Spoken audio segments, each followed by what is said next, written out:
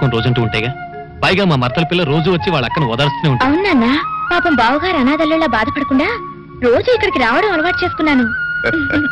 చిన్నపిల్లవైనా నీ పెద్ద మనసుకి గర్వపడుతున్నానమ్మా. అంతకన్నా గర్వపడే విషయం మరొకటి ఉంది మావయ్య. మీ పెద్దమ్మాయి నన్ను తండ్రిగాను, మిమ్మల్ని తాతగాను ప్రమోట్ చేసింది.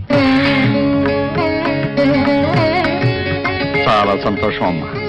నీకు పసుపు కుంకాలు ఇవ్వలేకపోయినా నువ్వు నన్ను తాతం చేస్తున్నావు. నీ ఆశీర్వాదం ఉంటే నాకు అంతే చాలు నాన్న. ఏ జన్మలో ఏ పాపం చేసుకున్నాము, మన కుటుంబంలో అందరూ ఒకరికొకరు కాకుండా అయిపోయాం. నేను అనుకున్నదంతా జరిగి మళ్ళీ మనందరం ఒకటయ్యే రోజు కోసం ఎదురు చూద్దాం.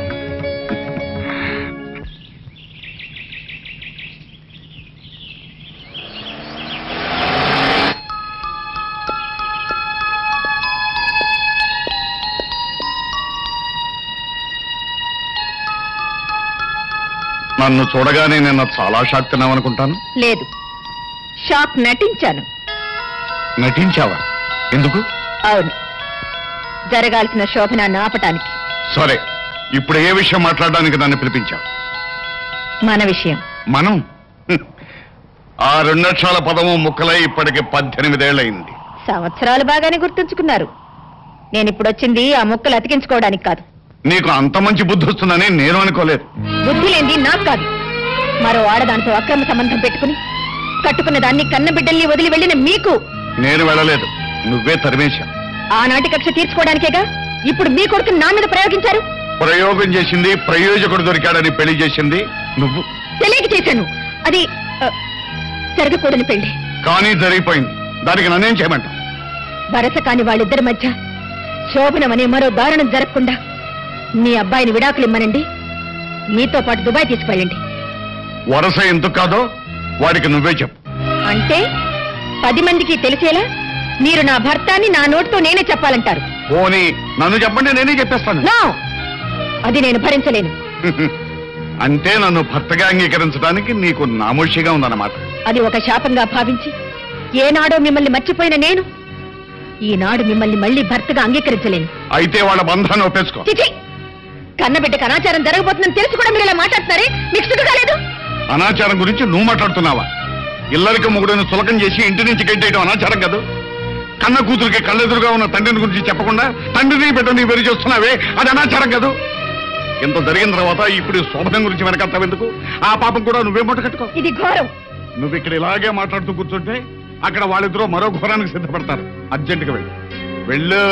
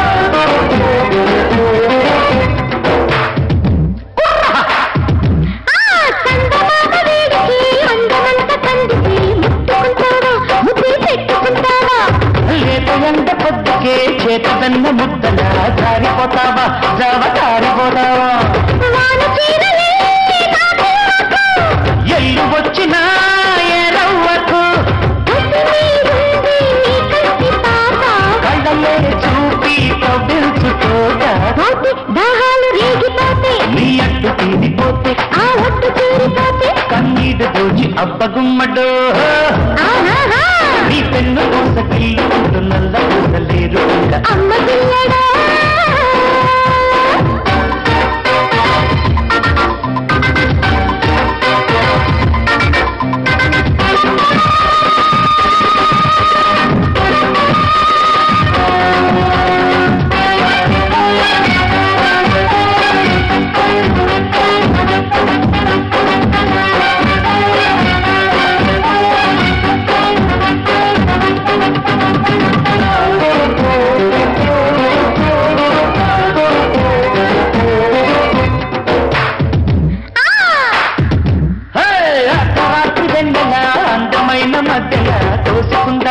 శృతి చేసుకుందామా ఆకులోని పక్కలా పక్క రెండు పక్కలా దున్నుకుందామా దున్నుకుందామా పిల్లగాలికే నా ఇళ్ళలు గిల్లి పాడుకోని గాలలు పట్టక పట్టు పట్టు నేడు ఎడక పట్టు పట్టు ఈడు మొత్తం మోహాల గుండె కొట్టే నువ్వంటుకున్న తోటి పట్టు వాలిపోతే నా మొగ్గ దొల్చి అమ్మ పిల్లడు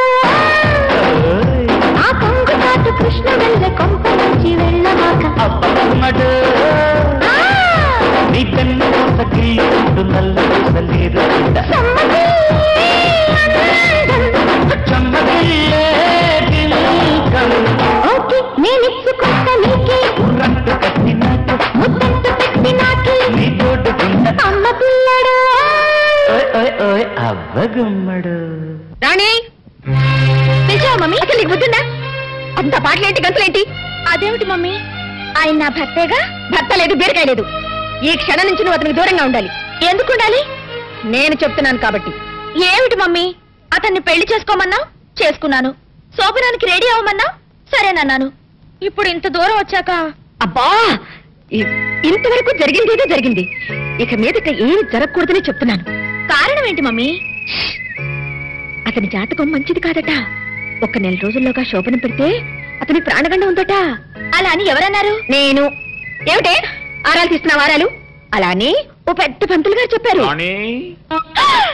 పిలుస్తున్నాడు మమ్మీ ఏమిటి అలా గింజుకుంటున్నావు పాపం నేను దగ్గర లేకపోతే తను ఉండలేడు మమ్మీ ఉండలేకపోతే ఊరేసుకుని చావని ఏం చెత్తగారు మంచి మూడ్ లో ఉండగా నా మిసెస్ ని పిలిచి ఉరులు చావడాలు అంటున్నారు నేనంటున్నది ఊర్లో చావడాల గురించి కాదు మా అమ్మాయి కూరలో చావడాల గురించి నిజం చెప్పకుండా ఈ డ్రామాలు ఏమిటి మమ్మీ వివేక్ 1 నెల రోజుల దాకా మన శోభనం జరగకూడదని జరిగితే నీకు ప్రమాదం అని ఎవరో పంతులు గారు చెప్పారట ఎవడా పంతులు గొంతును నువ్వు చంపేస్తా అయినా పెళ్లికి లేని ముహూర్తం శోభనానికి దేనికట అదేమిటి అలా అంటారు ఏ శుభకార్యానికైనా మంచి ముహూర్తం ఉండాలి కదా నేను కూడా మంచి ముహూర్తం చూసే పెళ్లి శోభనం చేసుకున్నాను కానీ మా ఆవిడ నాతో కలిసి లేదే అయితే ఇప్పుడు వివేక్ మమ్మీ మీతో ఉంటోలేదు అంకుల్ రాణి మా డాడ్ మాట్లాడేది మా మమ్మీ గురించి కాదు ఆయన వదిలేసిన మొదటి భార్య గురించి ఆవిడ అంత డేంజరస్ లేడీయా వివేక్ డేంజరస్ అని నెమ్మదిగా అడుగుతున్నావేంటి తప్పు బాబు ఎంతైనా ఆవిడ నీకు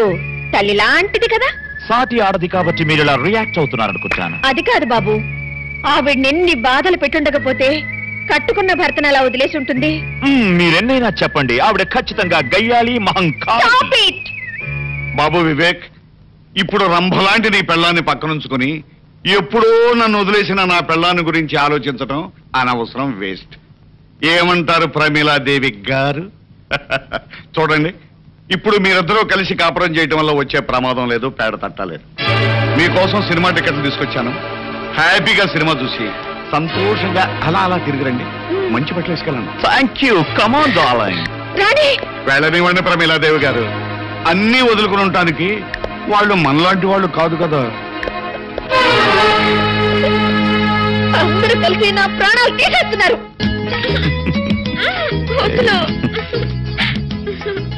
ఇంటికి వెళ్దాం మాదా మా అమ్మ ఇంటి దగ్గర ఎదురు చూస్తూ ఉంటుంది ఎదురు చూడటం కాదు వరస కాని వాడితో నువ్వెక్కడ సరసాలాడుతున్నావు అని తెగ టెన్షన్ పడిపోతూ ఉంటుంది మనం అనుకున్నట్టు పెళ్లి జరిగిపోయింది కదా ఇంకా ఎందుకు ఈ వేషం మా మమ్మీకి అంతా చెప్పేద్దాం మాదా వద్దు రాణి ముందు మీ అమ్మ నన్నుగా ఒప్పుకోవాలి ఏంటి చెల్లమ్మా ఏంటి హడాడుగు తిరుగుతున్నావు అన్నయ్య రాణి సినిమాకి వెళ్ళింది కదా 11:00 అవుతోంది ఇంకా ఇంటికి రాలేదు కుర్రకారు కదా సినిమా అయ్యాక ఏ హోటల్గా వెళ్ళుంటారు. అవునవును, అన్నగారు చెప్పినట్టుగా ఎక్కడో ఎంజాయ్ చేస్తూ ఉండుంటారు. అదేంటండి, వాళ్ళు భోజనానికి వస్తున్నారని గారెలు కోడి కూర రెడీ చేస్తున్నాను. వదినా, గారెలు అబ్బాయి వాళ్ళు వచ్చాక వేడివేడిగా చేయనా ఇప్పుడే చేసానా? నీ ఇష్టం వచ్చినట్టు చేయమ్మా. మా వాడు ఆ రూమ్ ఖాళీ చేసినట్లేదు. బహుశా సినిమా అయిన తర్వాత అటు నుంచి అట్టే వెళ్ళి ఉంటారేమో. అయితే ఈ రాత్రికి వాళ్ళిద్దరూ ఆ హోటల్ రూమ్ లోనే ఉంటారా? అన్నయ్య, అబ్బే నేనే వాళ్ళదమ్మా, అన్నగారు ఏదో చెబుతుంటాను. ఒకసారి హోటల్ ఫోన్ చేయి. తొందరగా చేయండి. ఎంత కొత్త మొగుడు పిల్లలైనా ముహూర్తం లేకుండా శోభన చేస్తే వంశానికి అరిష్టం. పానంటే గుర్తొచ్చింది వదినా. అల్లుడి గారికి గారెలు గట్టిగా ఉంటే ఇష్టమా మెత్తగా ఉంటే ఇష్టమా మీకేమైనా తెలుసా? అబ్బా నీకు సరే. చూడమ్మా, ఏంటి బావగారా? రాణికి ఏది ఇష్టమైతే అది చేయమ్మా. ఎందుకంటే ఈ మధ్య మావాడు కూడా రాణికి ఏది ఇష్టమైతే అది చేస్తున్నాడమ్మా. వాళ్ళిద్దరూ అలా కలిసిపోయారమ్మా. అలాగేనండి. ఎంగేజ్ అండి. ఎవరు పోనా మన వాళ్ళ? అన్నగారు కరెక్ట్ గా టైం చూసి జోకేస్తారు. చిలిపి మమ్మీ రాణి వచ్చేసావమ్మా. అబ్బబ్బబ్బబ్బబ్బా, ఏంటమ్మా ఏమైంది? ఏం చెప్పమంటారు అంకుల్? వివేక్ దంచేశాడు. నిజంగా? అవును అంకుల్, మేము సినిమా నుంచి తిరిగి వస్తుంటే రోడ్డు మీద మాధవ్ ఎదురై మమ్మల్ని ఆపి పిచ్చి పిచ్చిగా వాగాడు. దాంతో వివేక్ రెచ్చిపోయి తుక్కు రేకట్టేశాడు. అమ్మయ్యా. ఆంటీ, ఓ ఆంటీ, రాణి చాలా చిలిపి. సినిమా చూస్తున్నసేపు రొమాంటిక్ సీన్ వచ్చినప్పుడల్లా అబ్బో నన్ను చంపేసింది అనుకోండి. నేనా? నువ్వేగా మనకు తెరపేసం పెట్టావు. చూసారా చూసారా ఎంత అబద్ధాలు ఆడుతుందో. తనే నన్ను గిల్లి గిచ్చి అబ్బబ్బబ్బో నానాలని చేసేసింది అనుకోండి. సరే సరే, భోజనానికి రండి. బాబు, అమ్మాయికి నీకు భోజన గదిలోకి పంపడం మాతో పాటు తింటారా? సరోజా, అందరం కలిసి భోజనం చేయాలిగా ఇంతసేపు వెయిట్ చేసింది. అవును. ఓకే ఓకే ఓకే, ఆంటీ చెప్పినట్టు చేద్దాం. ఆంటీ 2 నిమిషాల స్నానం చేసి వస్తాను. కమాన్ రాణి, వీపు గాని కమాన్.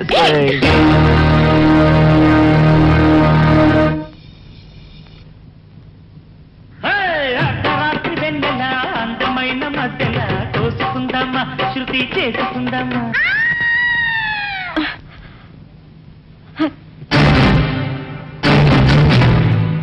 రాణి,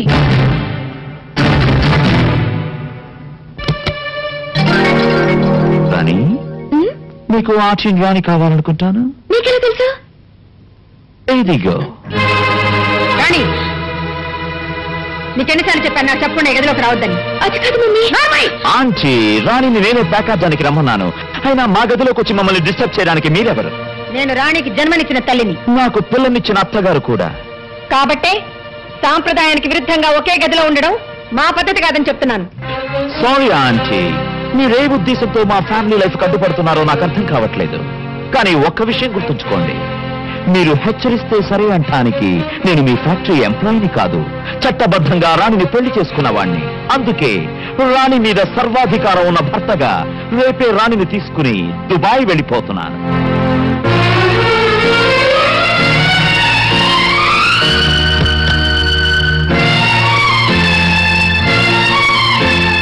ఏమిటి వేళప్పుడు వచ్చావు? నిద్ర పట్టడం లేదా?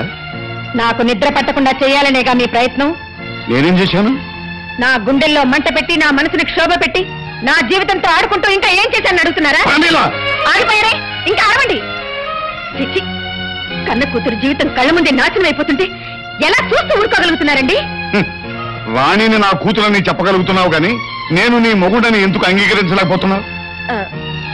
చూడండి, మీరు పరిస్థితిని అర్థం చేసుకోకపోతే అందరికీ మహాపాతకం చుట్టుకుని మీతో పాటే మీ పిల్లలు కూడా అన్యాయం అయిపోతారు. అయితే ఇప్పుడు ఏం చేస్తానంటావు? నా కంఠంలో ప్రాణం ఉండగా ఈ ఘోరాన్ని జరగనివ్వను. నేనే వెళ్ళి నా కూతుర్ని పెళ్లి చేసుకోబాబని ఆ మాధవని అడుగుతాను. ఒకసారి పెళ్ళైన నీ కూతుర్ని ఆ మాధవ్ ఎలా చేసుకుంటాడు? చేసుకునేలా చేస్తాను కోటేశ్వరరావు గారు.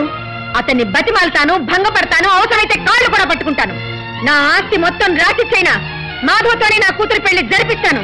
చూస్తారా?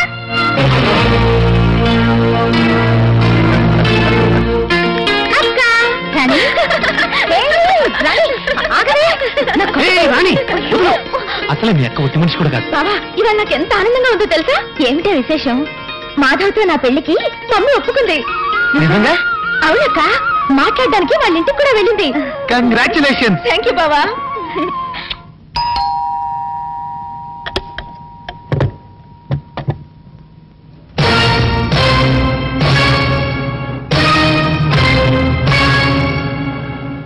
లోపలికి రావచ్చా?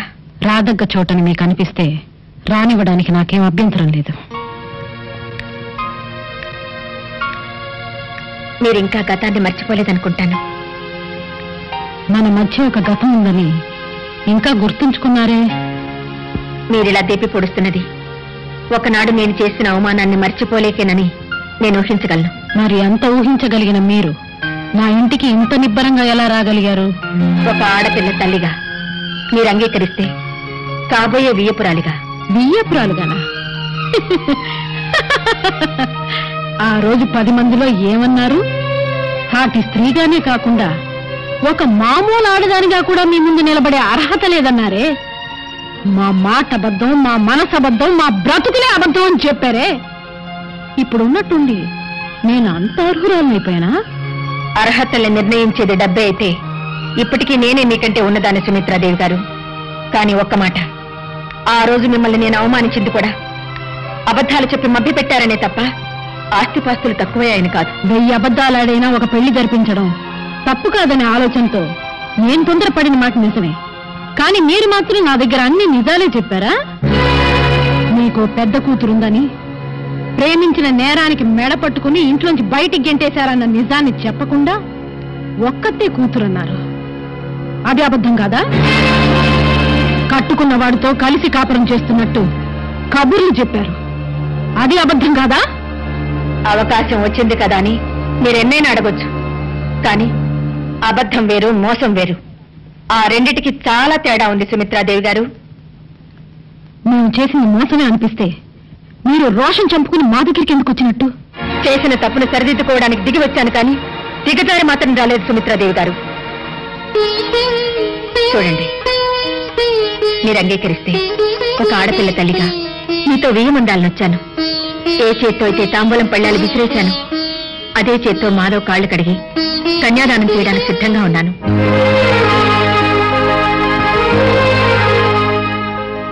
సాటి ఆడదానిగా నేను మిమ్మల్ని అర్థం చేసుకున్నాను. రాణిని నా ఇంటి కోడలుగా చేసుకోవడానికి మాధవ్ తరఫున నేను మీకు హామీ ఇస్తున్నాను. Wonderful, wonderful. పెళ్లి కాని కూతురు కోసం అబ్బాయిల్ని వెతికే తల్లుల్ని చూశానే కానీ ఆల్రెడీ పెళ్లైన కూతురికి మొగుణ్ణి వెతికే తల్లిని నిన్నే చూస్తున్నాను. శ్రీ శ్రీ శ్రీమతి ప్రమీలాదేవి గారు. నువ్విక్కడ? నీ కూతురికి నాకు శోభనం జరగకుండా నువ్వు అడ్డం పడుతున్నప్పుడే ఇలాంటిదేదో చేస్తావని ఊహించాను. అందుకే నిన్ను కంట కనిపెట్టాలని ఇక్కడికొచ్చాను. నువ్వు కనిపెట్టినా కనిపెట్టకపోయినా నా నిర్ణయం మారదు. మాధవ్తో రాణి పెళ్లి జరిపించి తీరుతాను. అంటే చట్టం దృష్టిలో నేరం చేయబోతున్నారన్నమాట. ఏమిటా నీ బోర్డు చట్టం? కాగితాల మీద సంతకం పెట్టినంత మాత్రాన పెళ్ళైపోతుందా? పెళ్ళంటే ఎన్ని కావాలి? బాజాలు కావాలి, భజంత్రీలు కావాలి, తాళిబొట్టు కావాలి, తలంబరాలు కావాలి. బాగా చెప్పారు. ఒరేయ్, ఇక ఆపరా నీ కొంటితనం. నీ కాబోయే అత్తగారు పూర్తిగా మారిపోయింది. ఇంకా ఎందుకురా ఈ వేషాలు, గెడ్డాలు? తీరే.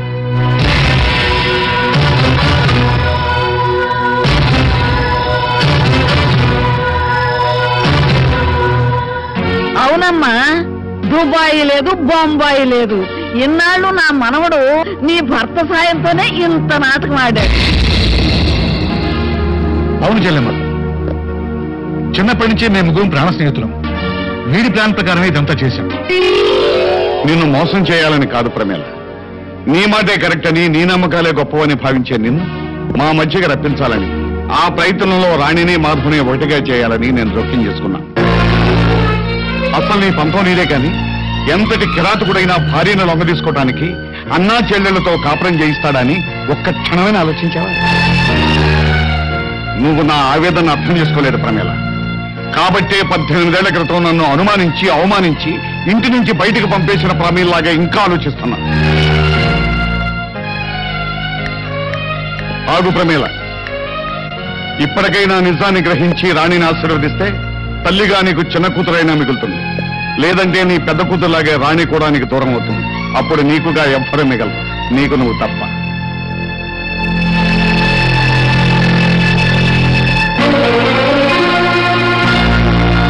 అసలు నీ పంతం నీదే కానీ ఎంతటి కిరాతకుడైనా భార్యను లొంగ తీసుకోవడానికి అన్నా చెల్లెళ్లతో కాపురం చేయిస్తాడని ఒక్క క్షణమైనా ఆలోచించావా? ఇప్పటికైనా నిజాన్ని గ్రహించి రాణిని ఆశీర్వదిస్తే తల్లిగా నీకు చిన్న కూతురైనా మిగులుతుంది. లేదంటే నీ పెద్ద కూతురులాగే రాణి కూడా నీకు దూరం అవుతుంది. అప్పుడు నీకుగా ఎవ్వరూ మిగలరు. నీకు నువ్వు తప్ప.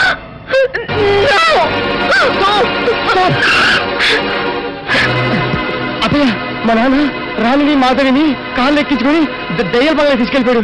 రాణిని మా అన్నయ్యకి ఇచ్చి బలంగా పెళ్లి చేస్తాడట.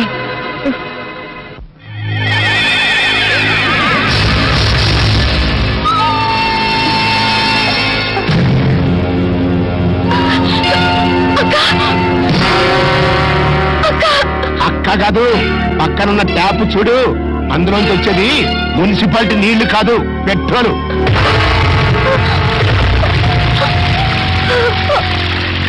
మర్యాదగా మా వాడిని పెళ్లి చేసుకోవడానికి ఒప్పుకో, లేకపోతే ఒక కగ్గిపుల్లతో కడుపులో ఉన్న బిడ్డతో సహా మీ అక్క సజీవదనం అయిపోతుంది. పెళ్ళైన ఆడపిల్లని మళ్ళీ పెళ్లి చేసుకోమన్నా నీకు సిగ్గులేదు? లేదు. ఎందుకే నువ్వు మాట్లాడేది నీ రిజిస్టర్ మ్యారేజ్ గురించేనా? పిచ్చిదానా, రిజిస్టర్ మేనేజ్ చేసి ఎప్పుడో కాగితాలు తీసుకొచ్చానే, ఇదిగో నీకు చూపించి చించేద్దామని తీసుకొచ్చా.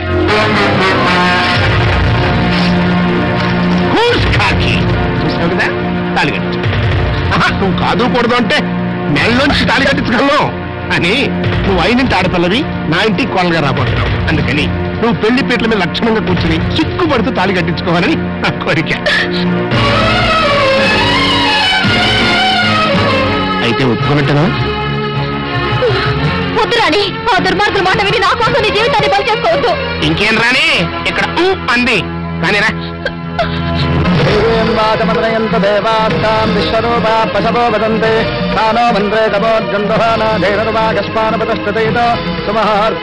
మంత్రులు గారు, చదివిన మంత్రాలు చాలు, ముందు తాళి కట్టించండి. సర్వమంగళ మాంగళ్యే శివే సర్వార్థ సాధకే శరణ్యే త్ర్యంబకే దేవి నారాయణ నమోస్తుతే. ఓం మాంగళ్యం తంతురాణే నమః.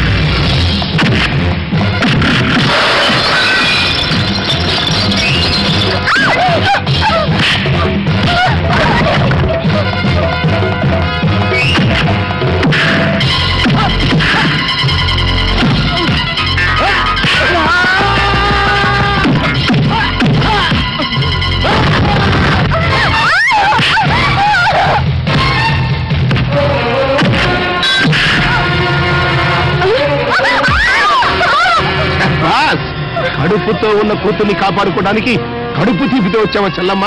ఓకే, మేకతో పాటు పుల్లి కూడా ఫినిష్ చేసేస్తాను.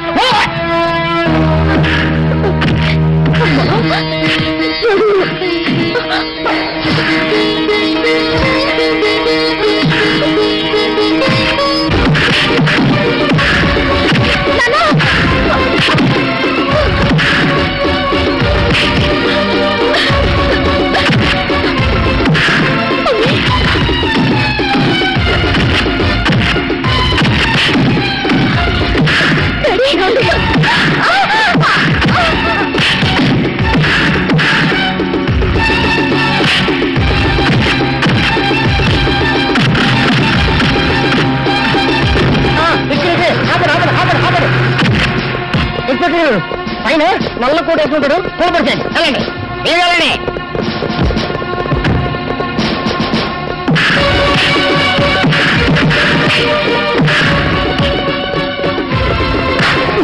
ఇదే పట్టుకోండి, తీసుకెళ్ళండి. తీసుకెళ్ళండి.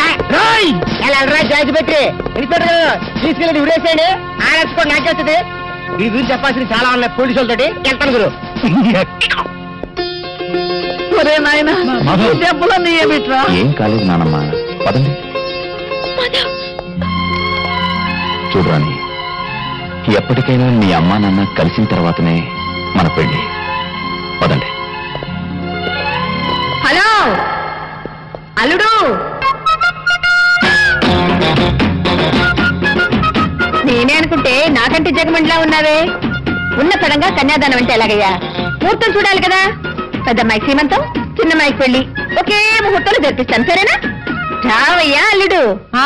అదిగో అదిగో మళ్ళీ జరిపిస్తాను అంటున్నారు, అన్నయ్య గారిని కలుపుకోకుండా. సరే, అలాగే జరిపిస్తాము. మాట్లాడేంటండి? ఇదిగో చూసేవాళ్ళు మీ అత్తయ్య డొక్కలో పడుస్తుంది. అంతే కదా, అదే మీ అమ్మాయి అయితే ఎక్కడ పొడిచేదో తెలుసు.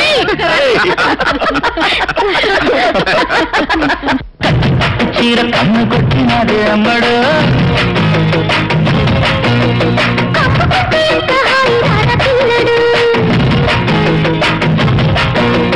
ఘాటు ఘాటు ముద్దులిస్తా అచ్చు చెప్పకు.